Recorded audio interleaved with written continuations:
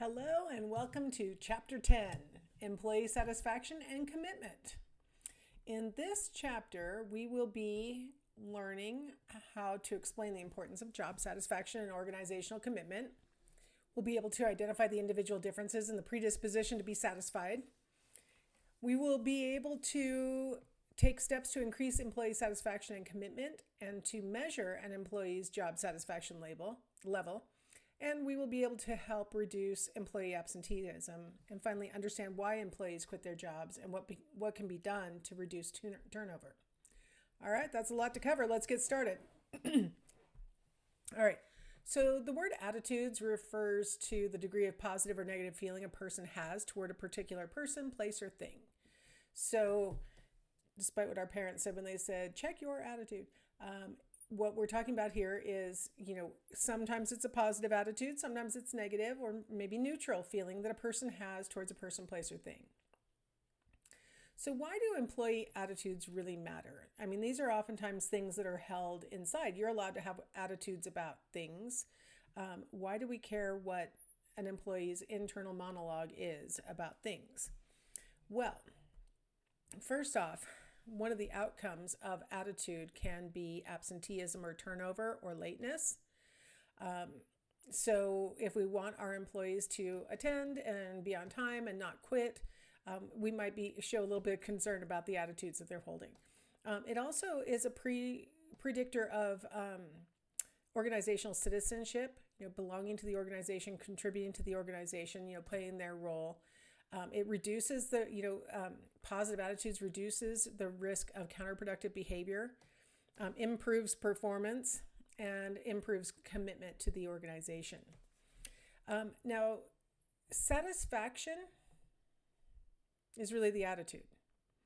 And so the correlation between job satisfaction and absenteeism is about 0.23, and it's negative. So higher satisfaction is associated with lower absenteeism. Same thing with turnover, and to a lesser extent, it's got the same kind of relationship with lateness. Organizational citizenship is positively correlated with job satisfaction, and counterproductive behavior is much more strongly correlated negatively with satisfaction. So fewer counterproductive behaviors among people who are more satisfied. And then performance is positively correlated. And then our biggest correlation is between satisfaction and commitment. People who are satisfied at work tend to be more committed to work. Now, measures of commitment, strangely enough, perfectly correlate with commitment. So, okay, we'll skip that one.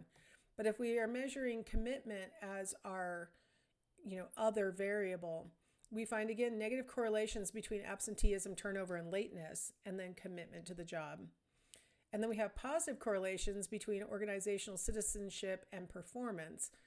Organizational citizenship is much more strongly correlated with commitment than performance is correlated with commitment. And then counterproductive behavior is negatively correlated, and again, a pretty big number on that. So the more committed a person is to the organization, the less likely they are to engage in counterproductive behavior. So some statistics on job satisfaction. 65% of employees in the U.S. report that they are satisfied with their job. 20% of employees in the U.S. are passionate about their job. So there's a big discrepancy between the percent that are satisfied and then the percent that are passionate about their job. 45% of millennials are completely satisfied with their current job or career path. So again, this number is not perfect, right? We're less than half of millennials are completely satisfied. But that means, a substantial portion is satisfied and, neutral about their job path. So it's not a dire statistic there. 57% of employees that work from home are satisfied with their job.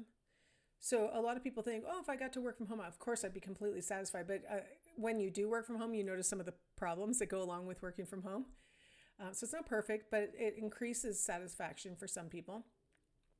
60% of employees believe that their coworkers are the biggest contributor to their happiness at work. So that kind of peer interaction seems to be really important to people feeling satisfied with their jobs.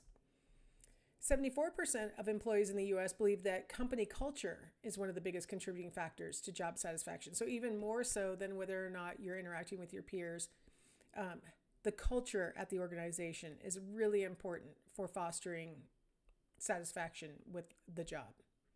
And then finally, 202% is the amount, so like double the performance among organizations that have higher employee satisfaction than we see among organizations that have lower job satisfaction.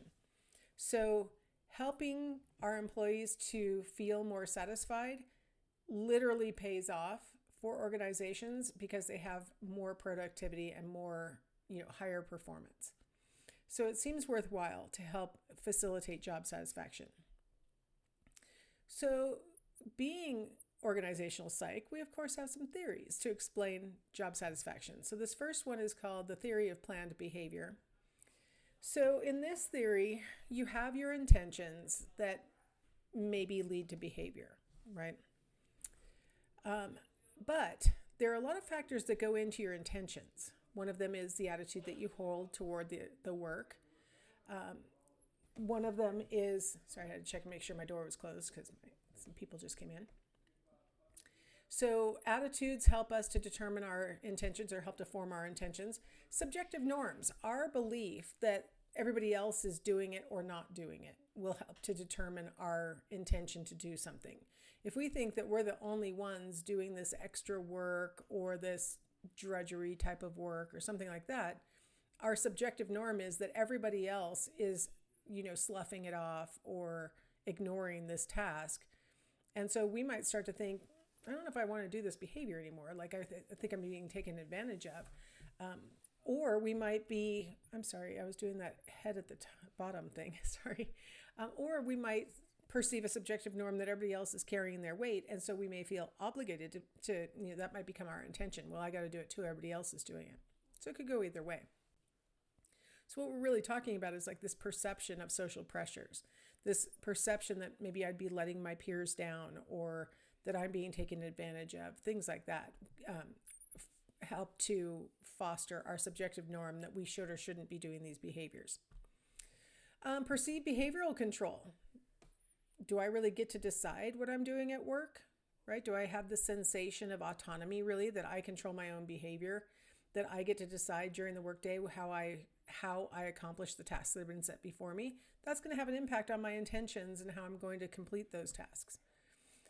So really another factor that feeds into that would be like self-efficacy, right? Our belief about our ability to perform the behaviors that are needed. So am I the one who decides whether I do the behavior or not? And do I have what it takes to be able to do the behavior? So if I do not think that I have a choice, it doesn't really lead into our intentions, right? Like if I don't think I have a choice, well, certainly I have to do the behavior or not, whether I really want to or not, right? Sorry, I think I'm starting to get it cold. So perceived behavioral control, if we feel like that's not there, then we tend to not see the behavior as much because the person maybe will start to get stubborn or will start to act out in different ways if they feel like they're being forced into stuff that they don't really want to do. All of this goes beyond the normal expectancy or, the valence, instrumentality, expectancy theory that I talked about in the last chapter. All of this goes beyond that. They didn't really address these issues in those theories. So just to remind you what the VIE stands for, I put it down there. So in this theory, there are factors that go into determining what our intentions will be, and then our intentions might be what determine our behavior, right? One of the things that you have to always remember is that people may have an intention to behave in a particular way, but they may not actually fulfill that intention. So that's another thing to take into consideration. All right, so job satisfaction, according to Edwin Locke in 1976, is the pleasurable, positive emotional state resulting from the cognitive appraisal of one's job or job experiences. Okay? The pleasurable, positive emotional state resulting from the cognitive appraisal of one's job or job experiences. So when you think about your job, does it make you feel positive? Does it make you experience pleasure in that reflection on your job? So there are antecedents to job satisfaction. There's the measurement and the dimensions of job satisfaction, and then there are the consequences of job satisfaction. And we need to talk about these things. So let's talk about the antecedents. So the framework for job satisfaction. So the antecedents, the things that come before experiencing job satisfaction. So the things that like feed into it. Maybe we might even say cause it. So one antecedent to job satisfaction would be the job's characteristics. Skill, variety, task. I keep putting the exact same words in this last chapter and this chapter, so I'm hoping that consistency will drive home what we mean by job characteristics. The research that has been conducted so far has been on task identity and then autonomy. And the correlations between job satisfaction and task identity is positive, and it's like a moderate one. Autonomy is a little higher, but these are both positively correlated with job satisfaction. Okay, go. Okay. There are individual and personal characteristics. So your affective disposition, that's, sort of your mood. Like how do you tend to be, right? Genetic factors, things like that, self-esteem that can contribute. They have found that self-esteem this is the one that has been studied of these things. Self-esteem is correlated with job satisfaction at a 0.58. So higher self-esteem is associated with higher job satisfaction. Now, one of the questions that's really not answerable in a correlation is, does having higher self-esteem lead to greater job satisfaction? Does greater job satisfaction lead to higher self-esteem? Or is there some third variable that's causing the self-esteem and that is causing the job satisfaction, and these things aren't really causing each other at all? We don't know. Social factors, relationships, role variables, organizational justice. All I can say is that for the social factors, ambiguity is bad. So if you're not sure where you stand in your relationships at work, if you don't know exactly what your role is, if there's not great role clarity and things like that, if you're not sure whether this organization is just or not, this kind of ambiguity is not good for job satisfaction.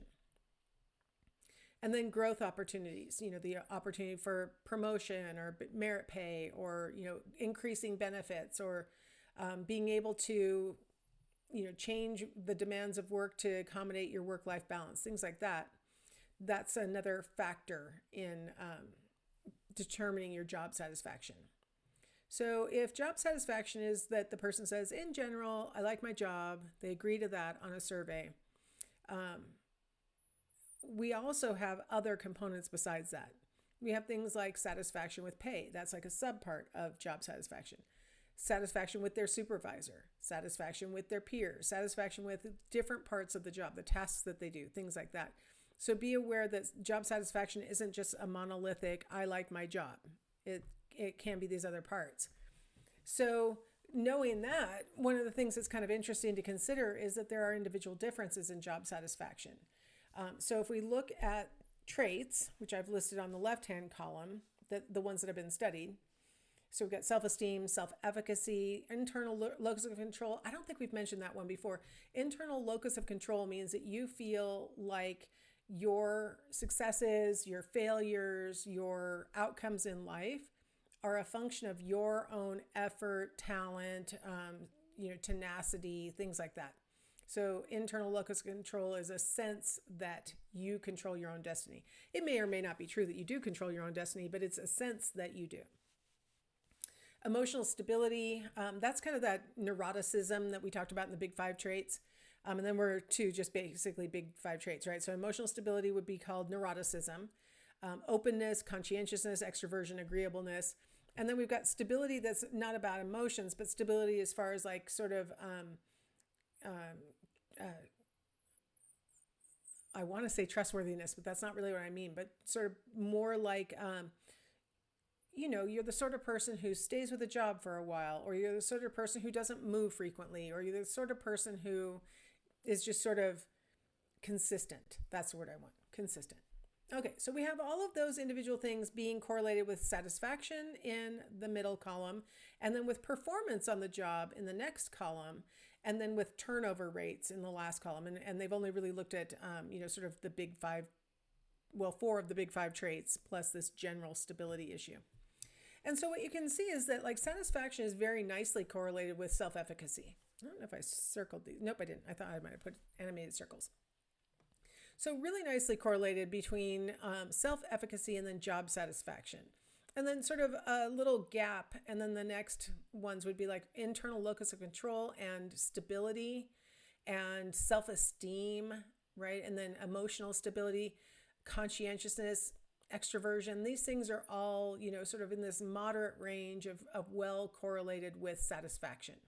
And then less correlated would be like agreeableness, and the least, pretty much we'll call this a zero, a no correlation, would be openness. That one doesn't seem to correlate very well. And it doesn't correlate very well with performance either. So going to performance, we see that the best correlations we're seeing are between like self-esteem and performance, self-efficacy and performance, conscientiousness and performance, internal locus of control. And then the others are all sort of in the teens, right? Not very good. And then openness and extroversion being very small correlations. And then finally, turnover.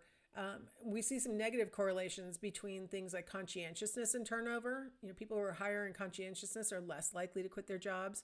Stability and turnover. People who are more stable are less likely to make a change in employment. And then openness is positively correlated. People who are more open to experience are more likely to change jobs. And then basically zero correlation would be extroversion and agreeableness.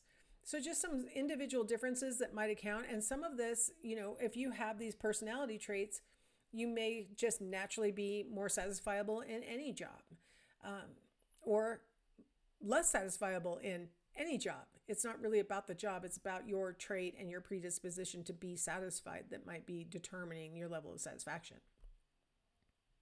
So we talked about the antecedents. We talked about what job satisfaction is and like some of the components of it. Let's talk about how we can measure it and what the dimensions are. So we've got the job descriptive index, which is a measure, right? And it's the most frequently used measure. It's the best validated measure. So a lot of IO psychologists like to use it because they know that it's measuring what it's claiming to measure. It produces 5 dimensions of satisfaction with work. And so you have what the type of work is, how much you're being paid, the opportunity for promotion, the quality of supervision, the quality of coworkers, and then an overall satisfaction rating. So this is one way, and a really popular and really common way to measure job satisfaction. Another one is called the Job Diagnostic Survey, and it measures satisfaction as a function of pay, security, social factors, supervision, growth, and then an overall satisfaction rating as well. It's not as commonly used as the job descriptive index. And then the Minnesota Satisfaction Questionnaire it was derived from the theory of work adjustment. So the items on the scale are going to represent this idea of adjustment to work. There are 100 items on the scale, and there is a short form available that has only 20 items on the scale. And it just measures overall satisfaction. There are no subtypes or subparts or dimensions of satisfaction measured on that one. And then there's one called the FACES scale, and it's usually used for people who are I don't want to say nonverbal, because maybe they do speak a language, but they don't speak English, or they don't speak any language. And so it measures sort of the affective component of job satisfaction, plus an overall satisfaction rating. And so the person, you can see the little pictures there, they put a check mark under the face that represents how they feel about the different scenarios. And it's flexible across different kinds of situations. You don't need to speak the language in order to take it. And, you can use it, you can adapt it to different facets. If you wanted to ask them about something different, you could just put the faces as the answers and ask them a different question. So it's kind of flexible in that way. Not as reliably used as like the job descriptives index, that's for sure. All right. So now we've done the antecedents, we've defined job satisfaction. Let's stop here and we'll come back and we'll talk about some of the consequences of job satisfaction.